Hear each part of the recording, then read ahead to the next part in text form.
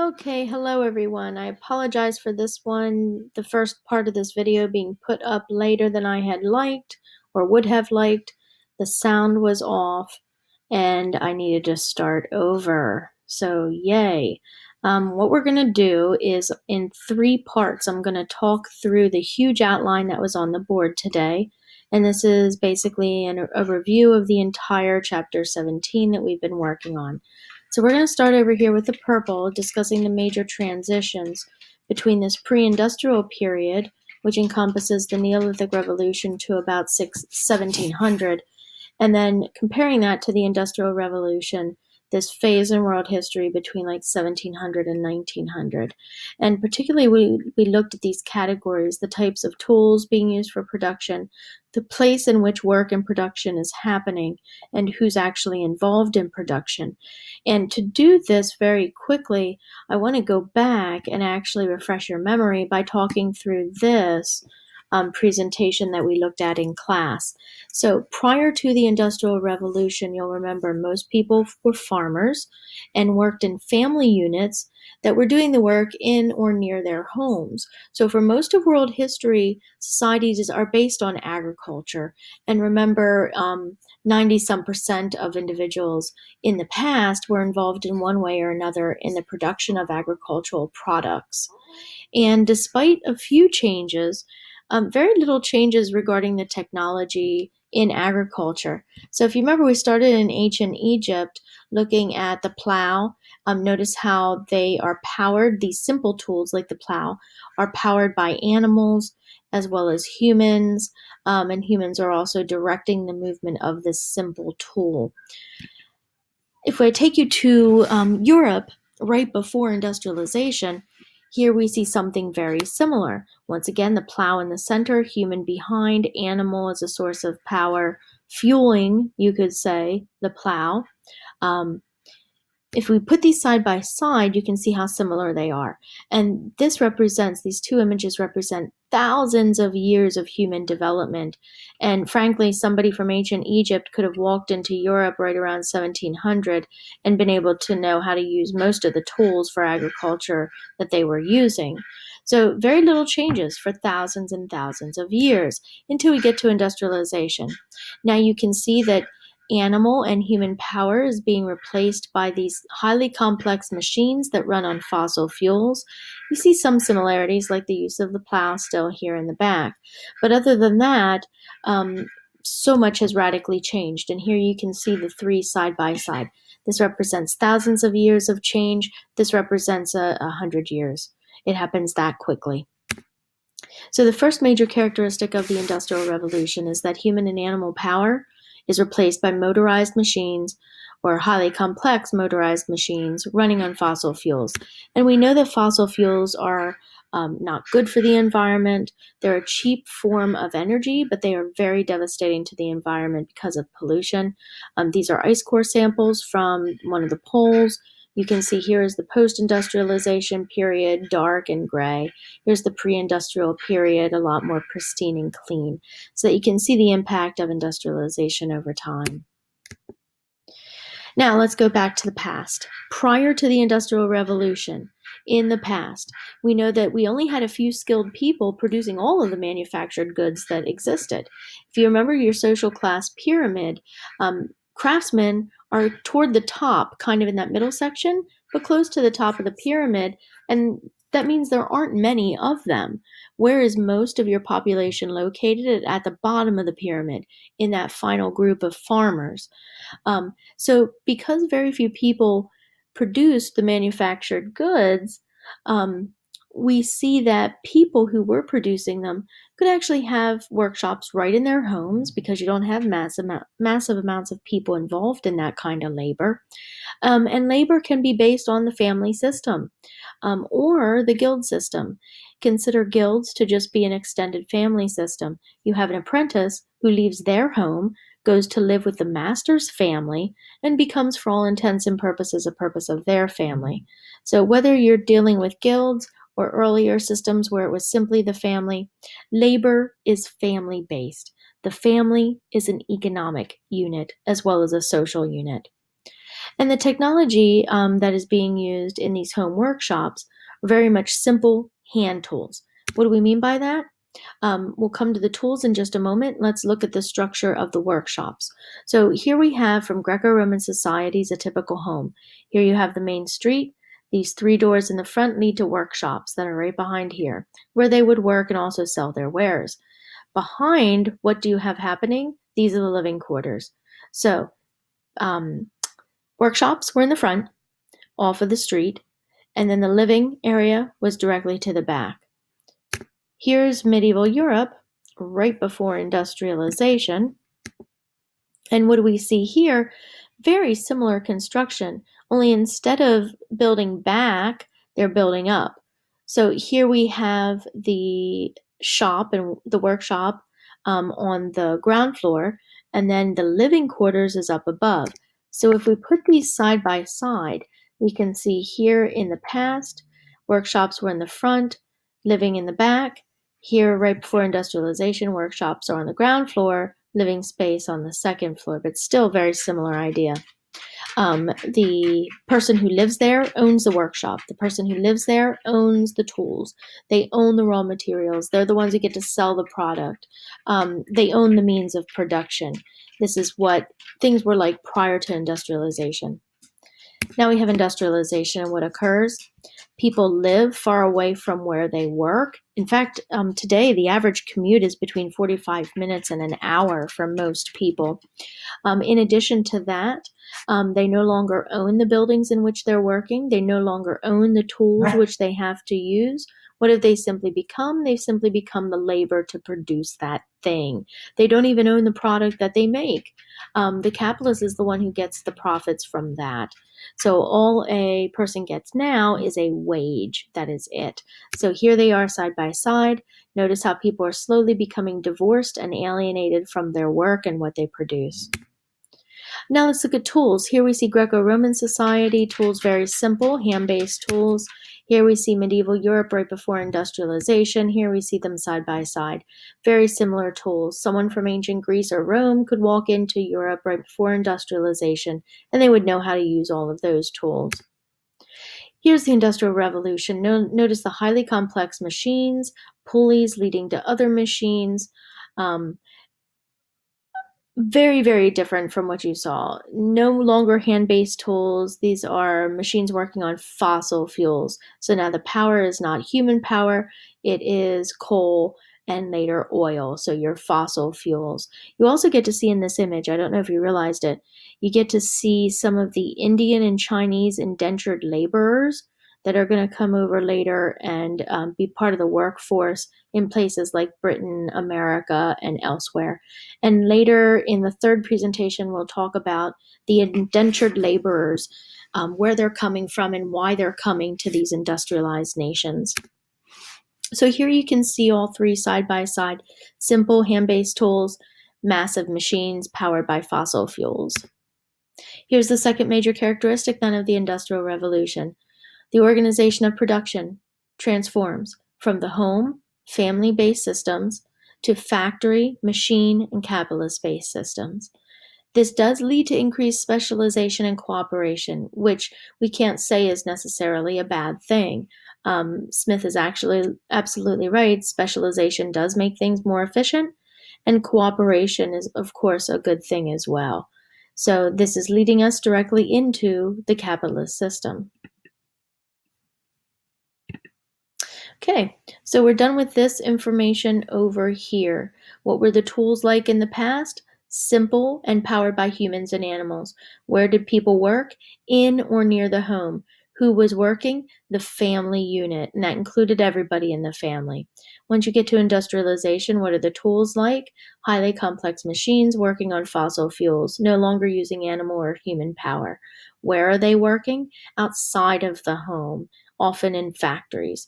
Who is working? Typically the adults, and more specifically adult males. Okay, now we're done with the purple. Moving on, let's move to the orange column here. These are precursors of industrialization, and we begin with the causes of the Industrial Revolution. Now notice I have C mental map here. This is the mental map that we want to take a look at. So if I can keep this up, we'll have these up kind of simultaneously here. So, causes of the Industrial Revolution. First one, in chronological order, is Arab contact. What do we get from that? We get the new agricultural techniques that are going to lead to an increase in population that is necessary for industrialization to take place. Immediately after that, we have the Renaissance and humanism developing because of the Arab contact. But what's the significance of the Renaissance and humanism to the beginnings of the Industrial Revolution? It's this, that the power of people needs to be elevated for industrialization to happen. And in order to do that, you have to decrease the power of the church and the power of the monarchs. The Renaissance and humanism decreased the power of the church in particular and elevated the power of people. Next, you have the printing press developing. You need some form of mass communication to spread ideas, all types of ideas, including scientific ideas. Then you also need to have European exploration happening. We need the competition as a precursor to the Industrial Revolution, but more importantly, we need Europe to begin to have access to very diverse raw materials, cheap labor, and markets for their finished goods. This will all lead us to industrialization. Once the Europeans are exploring, they're going to be impacted by the Columbian Exchange. The main impact and reason why we're considering this in conjunction with the beginnings of the Industrial Revolution is that the Columbian Exchange brings more food, which leads to more people. And we need a huge population in order to increase demand enough that it will be forcing countries to become more efficient in their production, so more demand. But we are also seeing an increase with population having an effect in that you have an excess labor force being created. And that excess labor force is going to have to work somewhere, and that somewhere is going to be the factories. Next, you have the scientific revolution developing right around this point in time. You need new scientific ideas in order to build machines. So that connection is fairly straightforward. And then finally, the political revolutions we just completed in the last unit, you need to have, once again, people rising to power, but this time who's losing power? The king and the monarchs. So these are all of the factors that are leading to causes of the Industrial Revolution. Okay, next bit to consider here, if we go back to this sheet, is why Britain, why 1700s and 1800s? To answer that, I want to bring up those sheets. So why England? First, Adam Smith was living in and around there. He lived on a coastal city, in a port city, was able to observe all of these interactions, trade interactions that were taking place. In fact, his father was a merchant involved in trade. He also is going to be able to recognize at one point in his life that what Britain is doing is somewhat unique. He realizes this by being hired as a tutor who's going to travel around Europe. And as he's traveling, he's observing and making notes on how unique Britain actually is. In addition, Adam Smith publishes his work first in the British Isles and in English, which is the language of people in the British Isles. So it makes perfect sense that they are the ones who are going to benefit from his new ideologies before anyone else. Next one for why England, coal and iron. England had ample deposits of coal and iron, but more importantly, the deposits of coal and iron were located very close to one another. And because of that close proximity, they're going to consider much earlier than some other groups using those two things together, using coal to power machines made of iron. So the two go hand in hand. Next, you know that Britain has a lot of maritime strength because it's an island, and it's going to use that maritime strength to gain colonies all throughout the world. Next, Britain is going to be involved in intense European imperialism and competition. So that competition initially for gold and then later for other resources is going to be good because it's going to lead these countries to keep innovating. And then finally, the colonies that they do get are all over the world, not just in one geographic location. So unlike France, that is predominantly in Africa, unlike Spain, which is predominantly in Latin America, you have Britain, which has colonies literally in every single continent. So the Americas, Asia, Africa, Australia. So you lead to this leads to having access to a larger and diversified pool of raw materials to work from. Also, with the colonies initially in the Americas, they found no gold. And although they were bummed about this, they realized eventually, over time, that this was a good thing because not finding gold forced them to move into production a little bit sooner than the other colonies around them. And that contributed to why England as well. Finally, guilds have to decline. Oops, sorry. Here we go. Guilds have to decline.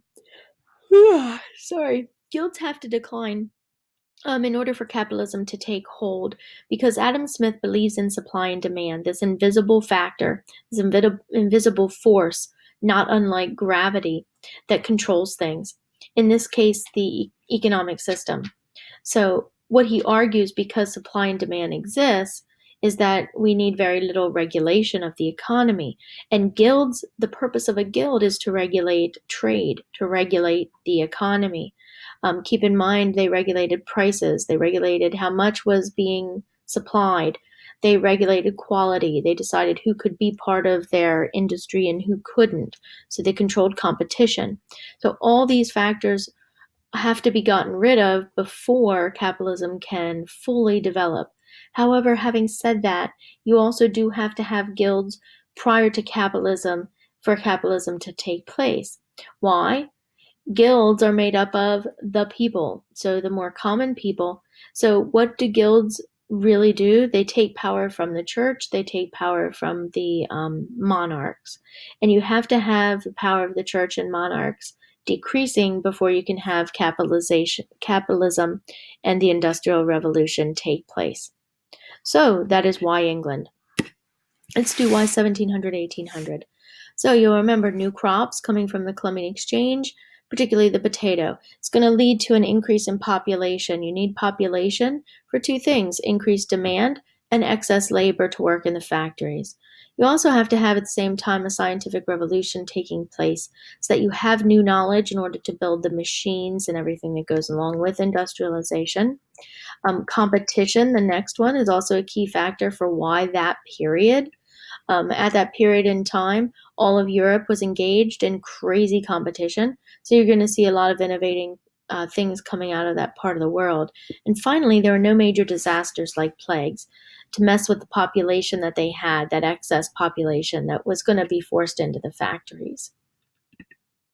So back to this, we've answered why Britain, why that time period, 1700 to 1800. The question becomes, why China? Most people assume China would have ended up being the nation to industrialize first. And you would often think that for a variety of reasons. First, China is a huge country, so it does have diverse raw materials. It is also a huge country when it comes to population. It always had a very large population and a good excess labor force. In addition to that, China is the first to have commercial infrastructures, like credit, like banking systems, like insurance companies, first to have a cash economy. They're going to base your job on merit. Recall the civil service exams. But more than that, China is an innovator. Almost everything that we've studied, it developed in China, and then other people stole it, tweaked it, made it better. China also is the first to create the putting out system. And remember, the putting out system is almost a precursor to the Industrial Revolution, because you have, for all intents and purposes, a capitalist. The capitalist is this guy who owns a lot of silkworm cocoons.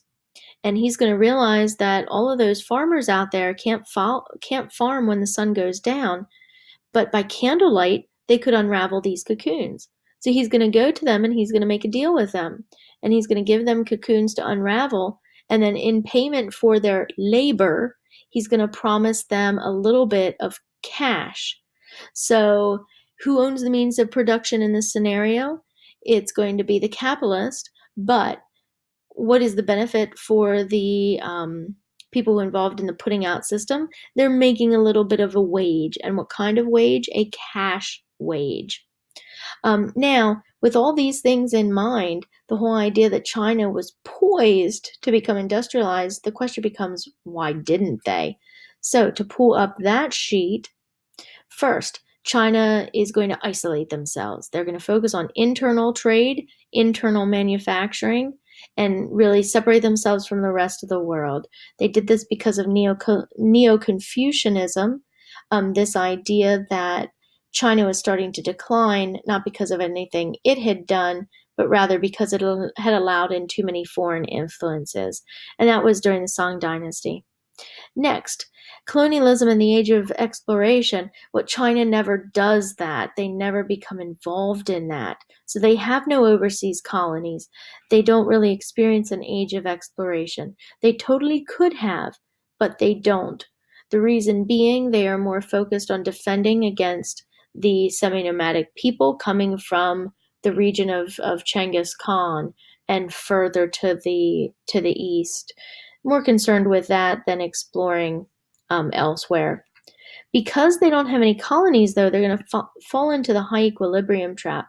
This is this idea that China is still innovating, but all those innovations are getting sucked up by the increasing population.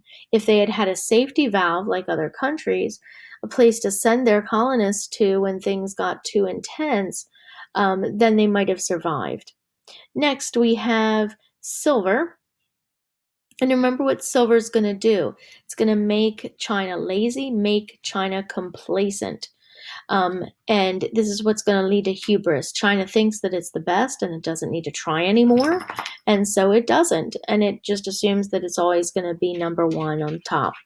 Finally, the Columbian Exchange is going to impact China through new crops like the potato and sweet potato.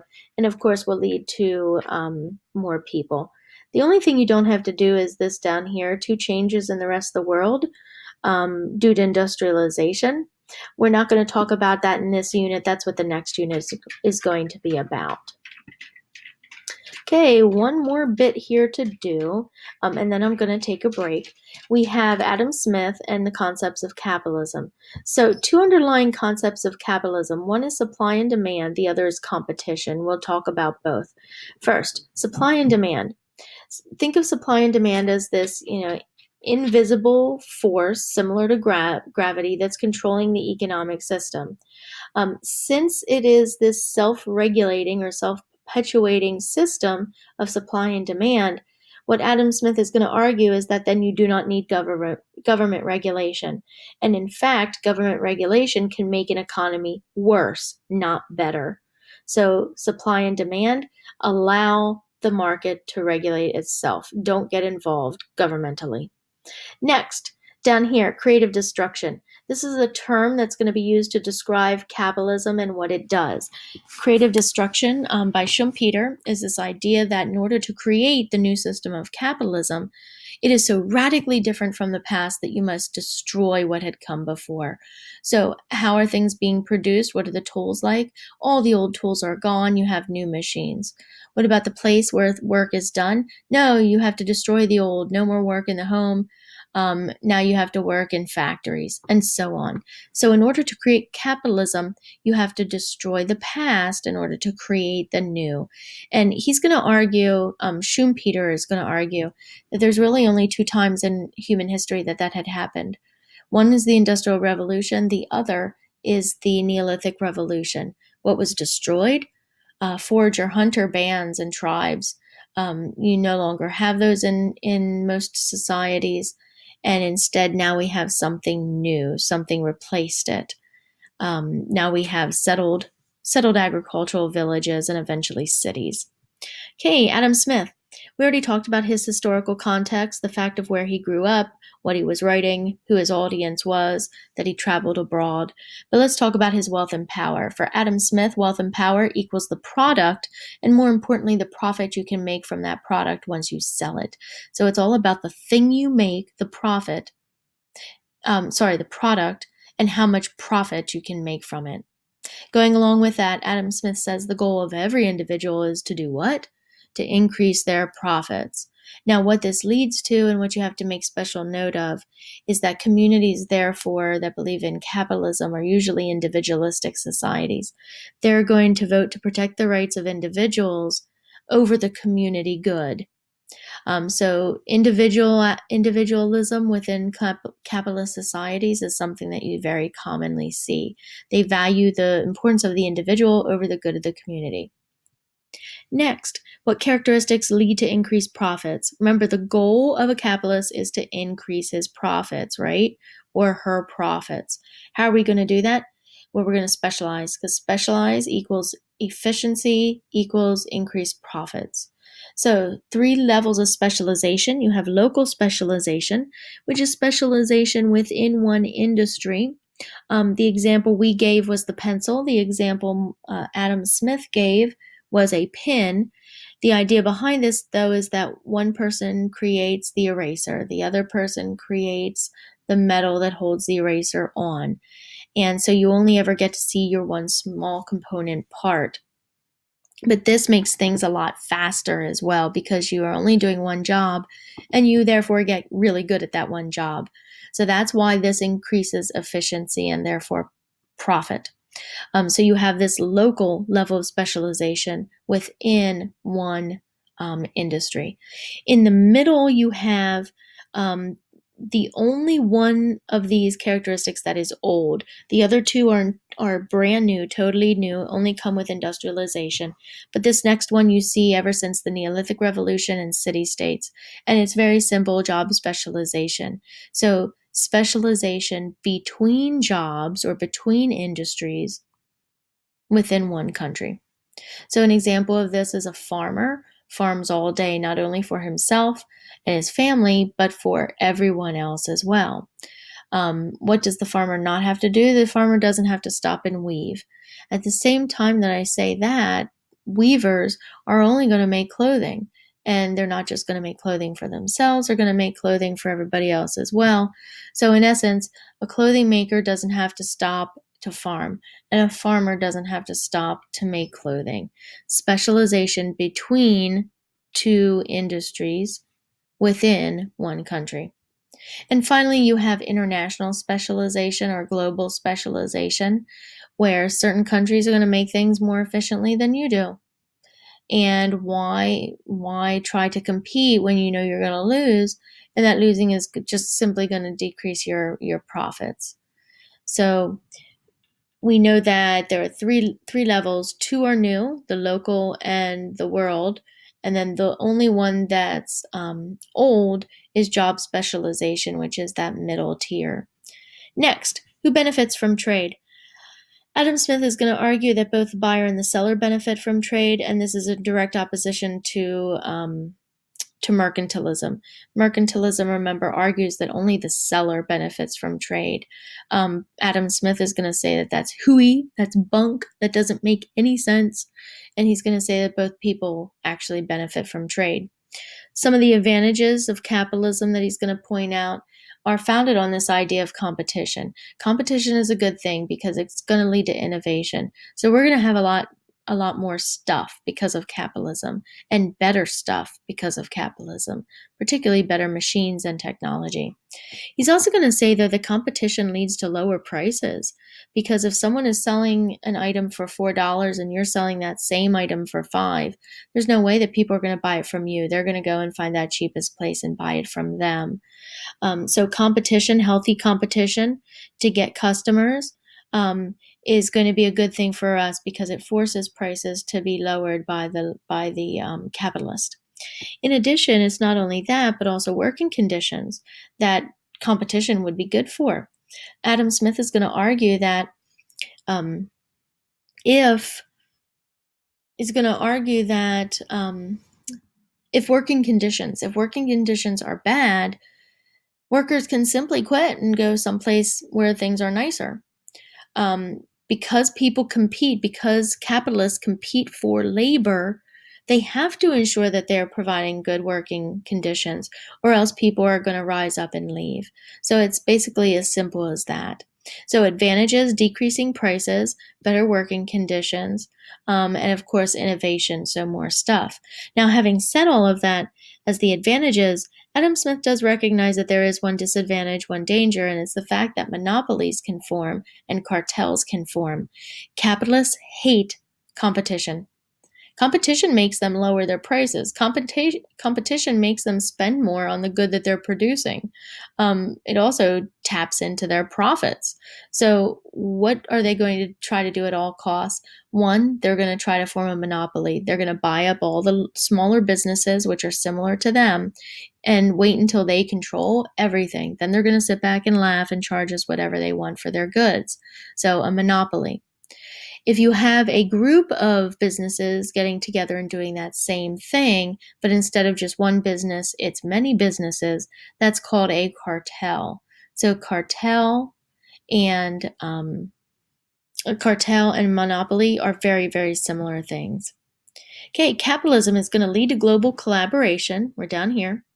Because of that third stage in efficiency, in specialization. That third stage in specialization is this idea that countries are going to begin to specialize. What happens, though, is that no one country can create everything. So the globe, the planet, the different states are going to have to collaborate in order to survive. Final two things. Capitalists use profits, according to Adam Smith, to reinvest into their companies. They're going to want to do that for greedy reasons, not good reasons. If they reinvest into the company, the hope is they'll make a better product. If they make a better product, they can charge more money and sell more of it and make more profit. Other things they're supposed to do, they're supposed to reinvest their money in workers, perhaps paying them a little bit more. Capitalists would want to do that because workers who are happy are also more efficient. And if their workers are more efficient, they're making more profit. Now, Adam Smith goes on to make a big blanket claim that the impact of capitalism on society is a good thing. A very good thing indeed, because we end up getting more stuff out of it. We get better stuff, keeps prices down, innovation is constantly taking place, and that these are all positive aspects of our society. We are done with the beginning stuff, so this is the precursors to industrialization. I'll come back after taking a little break and start to film the next bit, which is on phase 1 of the Industrial Revolution.